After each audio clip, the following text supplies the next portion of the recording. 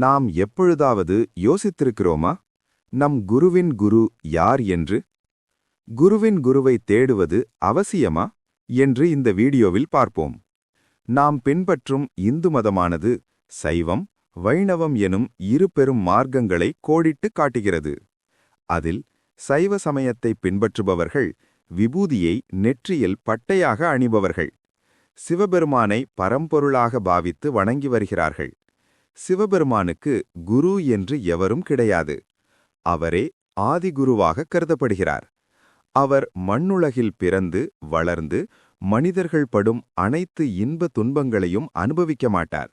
மாறாக தனது அடியவர்களை காத்தருள வீரென்று அவர்களெதிரே தோன்றி பக்தர்கள் கேட்கும் வரங்களை அளித்து பின் மறைந்து விடுவார். சிவபெருமானுக்கு ரூபமும் உண்டு, அரூபமும் உண்டு. சிவன் பெரும்பாலும் லிங்க வடிவமாகவே அரூபமாகவே காட்சியளிக்கிறார். பெரும்பாலான இந்து கோயில்களில் சிவபெருமானை லிங்க வடிவமாகவே தரிசிக்கலாம்.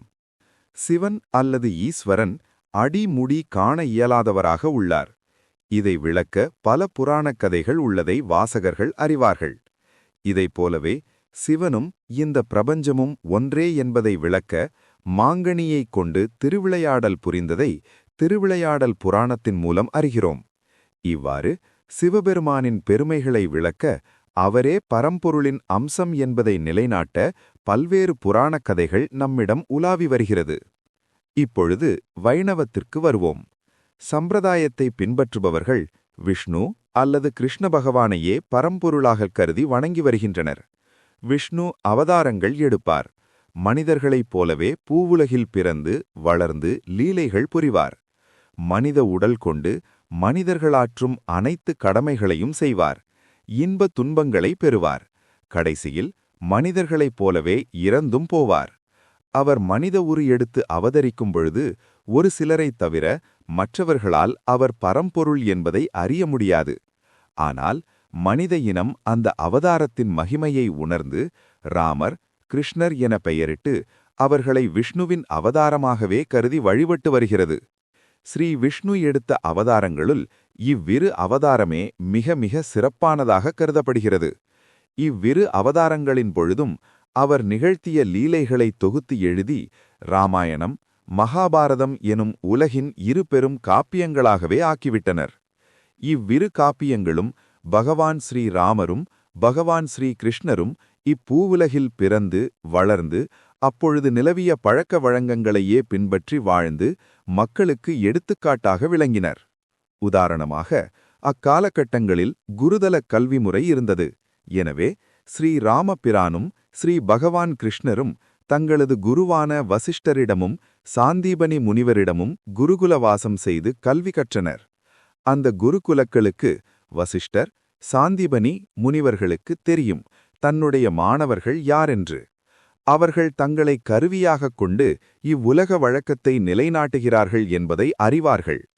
தங்களுடைய மாணாக்கர்களே தங்களை உய்விக்க வல்லவர்கள் என்பதை நன்கு அறிந்திருந்தார்கள். இருப்பினும் அதை வெளியே கூறாமல் தேவ ரகசியம் காத்து வந்தனர். இப்பொழுது விஷயத்திற்கு வருவோம். பகவான் ஸ்ரீ ராமரும் பகவான் ஸ்ரீ கிருஷ்ணரும் இப்பூவுலக அவதாரத்தின் பொழுது குருவை கொண்டிருந்தார்கள் என்பதை வாசகர்கள் நன்கு அறிவார்கள். குரு மிக மிக உயர்வானவர், வணங்குதற்குரியவர் என்பதில் மாற்று கருத்துக்களே இல்லை. ஆனால் நாம் இப்பொழுது ஸ்ரீ ராமரை வணங்கிறோமா அல்லது அவரது குலகுருவான வசிஷ்டரை வணங்கிறோமா? நமக்கெல்லாம் நன்கு தெரியும், அவதாரங்கள் தங்களது உலக வாழ்க்கையின் பொழுது அப்பொழுது நிலவி வரும் வாழ்க்கை முறையை அப்படியே செயல்முறைப்படுத்துகிறார்கள். எனவே அவதாரங்களின் குருக்கள் மிக உயர்வானவர்களாகவும் வணங்குதற்குரியவர்களாகவும் இருந்தால் கூட நாம் வணங்கி உய்வுற வேண்டியது ஸ்ரீ ராமரையும் ஸ்ரீ கிருஷ்ணரையும் மட்டுமே. ஏனெனில் இவ்விருவருக்குள் அவ்விருவரும் அடக்கம் என்பதை உள்ளங்கை நெல்லிக்கனி போல தெளிவாகத் தெரிகிறதல்லவா? அதுபோலவே பாபாவின் குரு யாராக இருந்தாலும் அவரும் பாபாவிற்குள் அடக்கமே. பாபாவின் குருவை கண்டுபிடித்து வெளிக்கொணர்வதால் யாரும் பாபாவின் குருவை வணங்கப் போவதில்லை. ஏனெனில் அவரே பாபாவை வணங்கி உய்வுற வேண்டும் என்பதே உண்மையிலும் உண்மை. எனவே வாசகர் அன்பர்கள் இப்பொழுது புரிந்து கொள்வார்கள் ஏன் நாம் பாபாவின் குருவை தேடி அலைய வேண்டியதில்லை என்பதை. அப்படியே தேடி அலைந்து ஏதாவது ஒரு பெயரை அவருக்கு அளித்து பாபாவின் பக்தர்களுக்கு அறிமுகப்படுத்தினாலும் பாபாவின் குருவை வணங்கி தங்கள் வாழ்வை உய்வித்துக் கொள்ளப் போவதில்லை. ஏனெனில் நம் வாழ்வை உய்விக்கக்கூடியவர் பரம்பொருளின் அவதாரமான ஸ்ரீ சாய்பாபா அவர்களே. இவ்வுலகின் நியதிக்காக சாய்பாபா தனது இளமை பருவத்தில் ஒரு குருவை கொண்டிருந்திருக்கலாம், ஒரு தாய் தந்தையரை கொண்டிருந்திருக்கலாம். ஆனால் அவர்களெல்லாம் காரணிகளே தவிர நாம் அடைய வேண்டிய சத்கதியை தர வல்லவர் ஸ்ரீ சாய்பாபா அவர்களே மட்டுமே. எனவே பாபாவையே சரணடைந்து அவரின் மூலமாகவே வாழ்வின் பலனை அடைவோமாக. பாபாவே நமக்கெல்லாம் முதற் கடவுள் மற்றும் மூல பரம்பொருள். ஓம் சாய்ராம்.